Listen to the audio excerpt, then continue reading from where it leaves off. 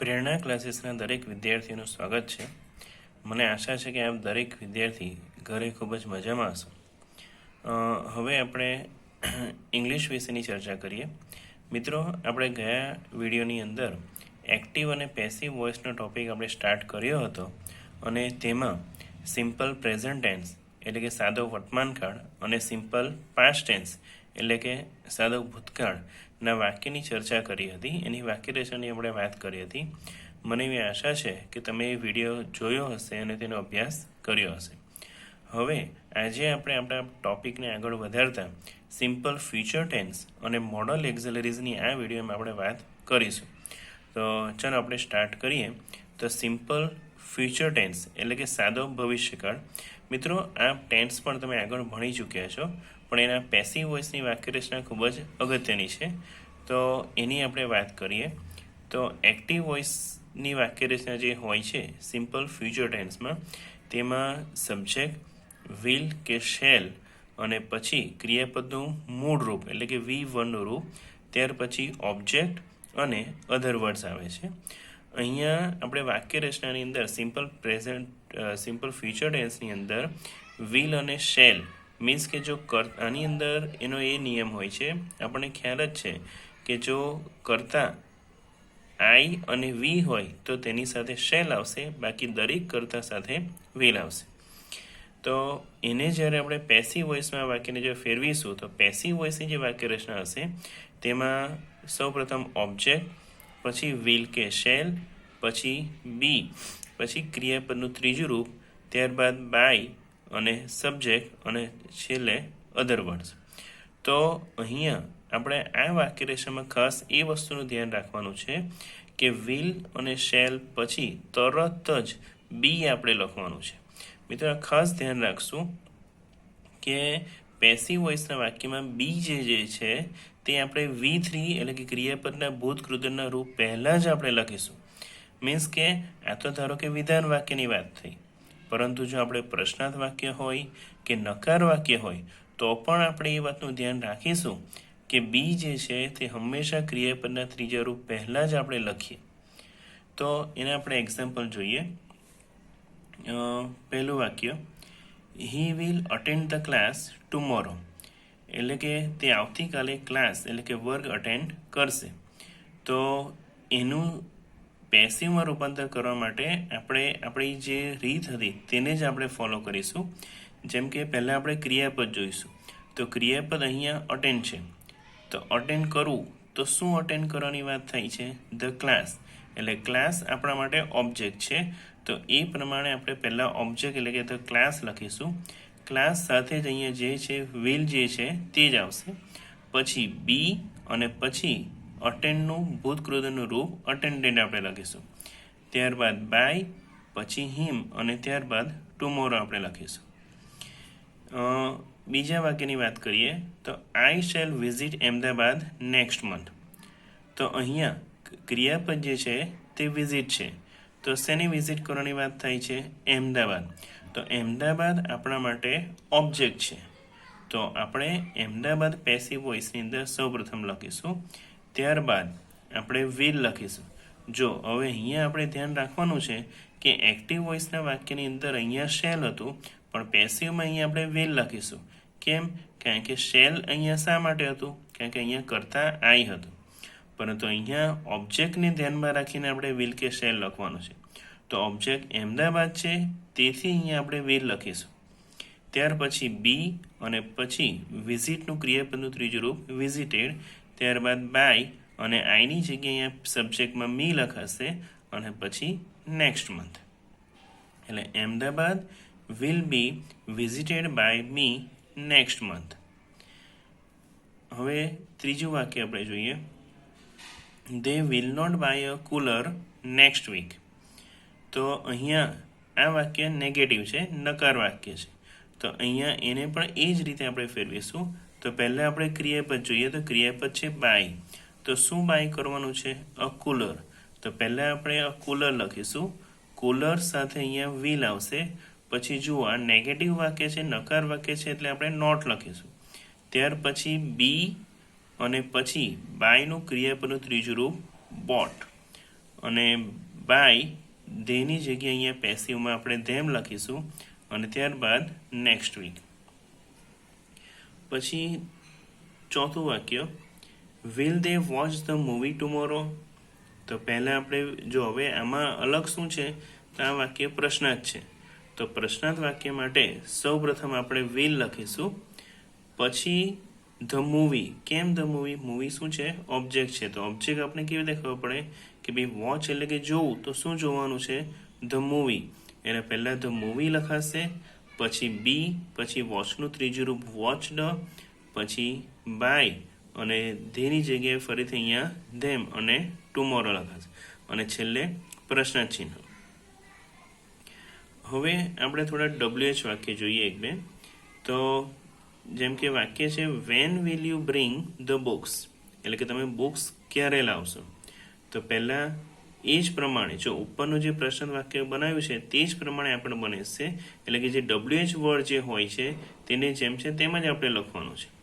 જો જેમ કે વેન પહેલાં લખીશું, પછી અહીંયા આપણે ઓબ્જેક્ટ શું છે? બુક્સ. બુક્સ કેવી રીતે ખબર પડે છે? બ્રિંગને આધારે, કે ભાઈ બ્રિંગ એટલે લાવવું, તો શું લાવવાની વાત થાય છે? બુક્સ. તો વેન વિલ ધ બુક્સ બી, અને બ્રિંગનું ત્રીજું રૂપ શું થાય? બ્રોટ, અને પછી પાય, અને પછી યુ, અને છેલ્લે પ્રશ્ન ચિહ્ન. હવે આપણે ખૂબ જ અગત્યનું એક વાક્ય છે તેની વાત કરીએ કે who will complete this task. તો હવે અહીંયા જે પ્રશ્નાર્થ વાક્ય છે તે હુથી છે. તો હુથી જ્યારે પ્રશ્નાર્થ વાક્ય આવશે ત્યારે એમાં ખૂબ જ અગત્યની વાત એ છે કે એની અંદર કર્તા નથી હોતો, એટલે કે સબ્જેક્ટ નથી હોતો. મિત્રો હુ એટલે કોણ થાય, એટલે કોણ એટલે મીન્સ કે આપણે કર્તા કોણ છે એવું પૂછવા માટે તો આપણે હુથી ક્વેશ્ચન કરીએ છીએ. એટલે આ વાક્યની અંદર કર્તા નથી હોતો. તો કર્તા નથી હોતો તેને કારણથી આપણે આ વાક્યની શરૂઆત બાય હુમથી કરીશું.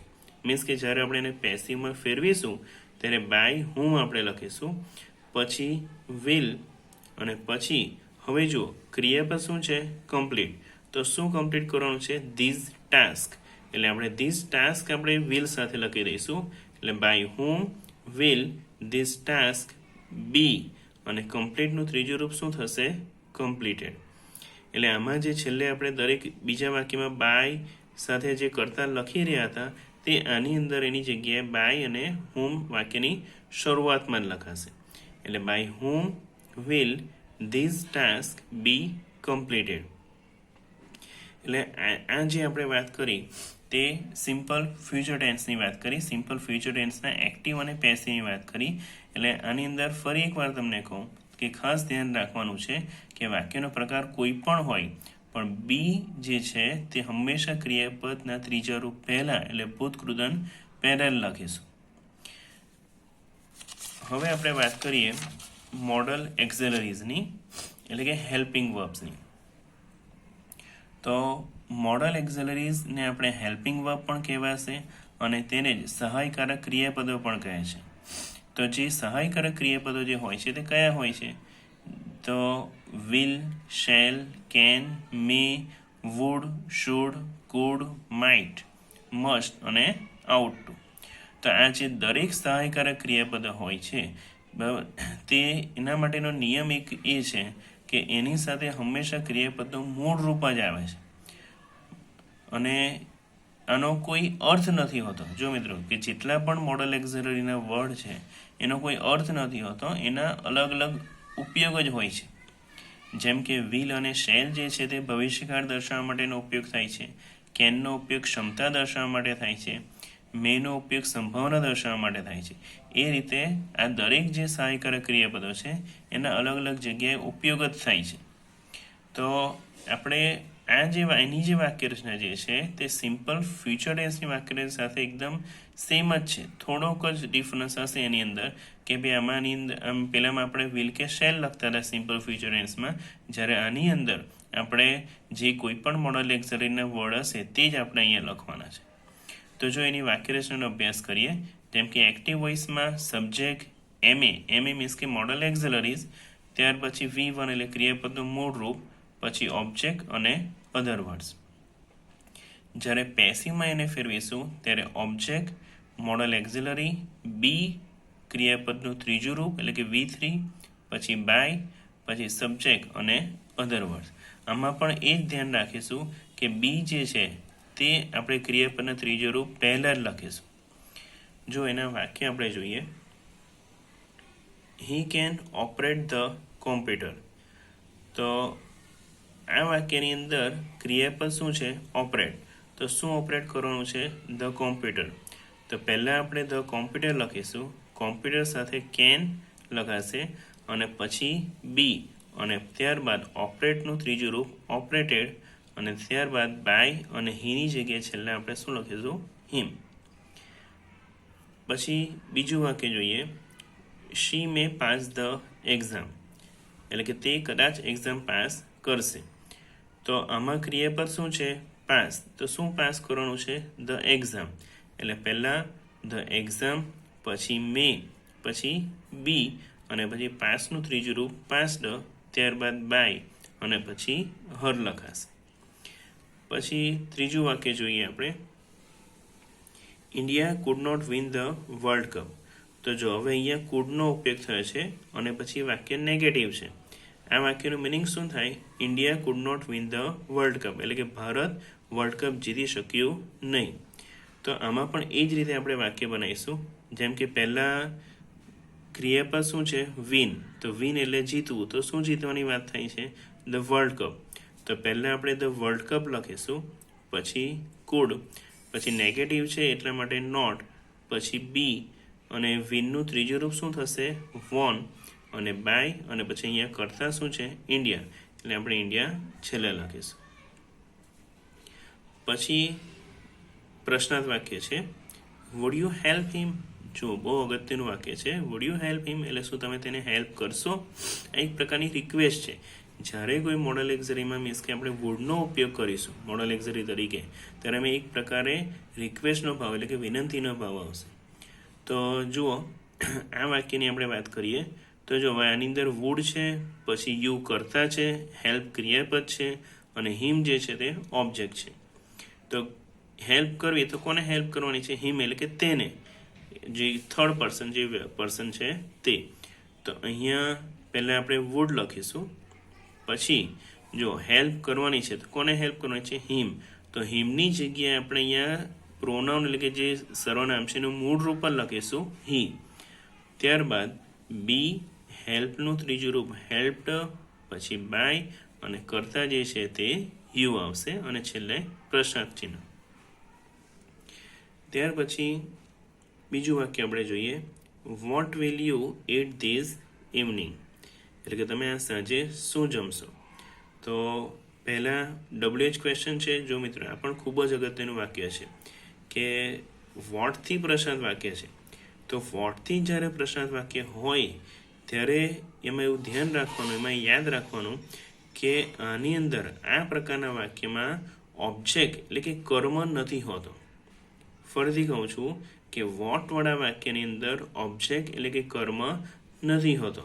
આપણે અત્યાર સુધી દરેક વાક્ય જોઈએ તેની અંદર આપણે પેસિવ વોઇસમાં ઓબ્જેક્ટથી જ વાક્યની શરૂઆત કરતા હોય છે, પણ વોટથી જે પ્રશ્નાર્થ વાક્ય હોય છે એમાં ઓબ્જેક્ટ નથી હોતો. તેથી ઓબ્જેક્ટ જે કોઈ પણ હોય મીન્સ કે એને આપણે ધારવાનું છે કે ભાઈ માની લો કે ઓબ્જેક્ટ આ હશે એવી રીતે, અને તેને આધારે આપણે વાક્ય પૂર્ણ કરવાનું છે. તો જુઓ, ધારો કે આને આપણે પેસિવમાં કન્વર્ટ કરવું હોય તો પહેલાં આપણે વોટ લખીશું, પછી વિલ છે એટલે વિલ જ લખીશું, પછી બી, ત્યાર પછી ઈટનું ત્રીજું રૂપ શું થશે?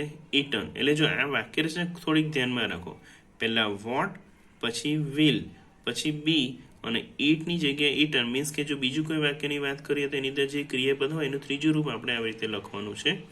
પછી બાય, પછી યુની જગ્યાએ અહીંયા યુ આવશે પેસિવમાં અને ત્યારબાદ અન્ય શબ્દમાં ધીઝ ઇવનિંગ છે એટલે આપણે ધીઝ ઇવનિંગ લખીશું અને છેલ્લે પ્રશ્નાર્થ ચિહ્ન. એટલે what will be eaten by you these evening. Okay, જો who can solve this sum. આ સમ એટલે કે આ દાખલો કોણ સોલ્વ કરી શકશે? આ પ્રશ્નાર્થ વાક્ય છે અને એમાં પણ આ હુથી પ્રશ્નાર્થ વાક્ય છે. આપણે હમણાં જ જોયું કે હુથી જ્યારે પ્રશ્નાર્થ વાક્ય હોય ત્યારે એની અંદર કરતા નથી હોતો, એટલા માટે પેસિવ વોઇસના વાક્યની શરૂઆત આપણે બાય અને હુમથી કરીશું. મીન્સ કે બાય હુમથી કરીશું. તો જો આની અંદર સૌપ્રથમ ક્રિયાપદ શું છે? સોલ્વ. તો શું સોલ્વ કરવાનું છે? This sum. તો ધીસ સમ આપણા માટે ઓબ્જેક્ટ છે અને સોલ્વ એ ક્રિયાપદ છે. તો એને આધારે આપણે બાય હુમ લખીશું, પછી કેન પછી ઓબ્જેક્ટ જે છે શું છે આપણા માટે? This sum. તો by whom can this sum, પછી બી અને પછી સોલ્ડ લખાશે. એટલે આની અંદર કરતા નથી, એટલે ફક્ત બાય હુમ જે છે તે વાક્યની શરૂઆતમાં આવે છે. બાકી જે બીજા વાક્ય આપણે કરીએ એ પ્રમાણે જ આ વાક્ય પણ બનશે, બરાબર. અને પ્રશ્નાર્થ વાક્ય છેલ્લે લખીશું. તો આ પ્રમાણે આપણે સિમ્પલ ફ્યુચર ટેન્સ અને મોડલ એક્ઝિલરીના વાક્યની આપણે ચર્ચા કરી. બંને જ પ્રકારના વાક્યને આપણે ખૂબ જ તમે અભ્યાસ કરજો સારી રીતે અને એને ધ્યાનમાં રાખશો.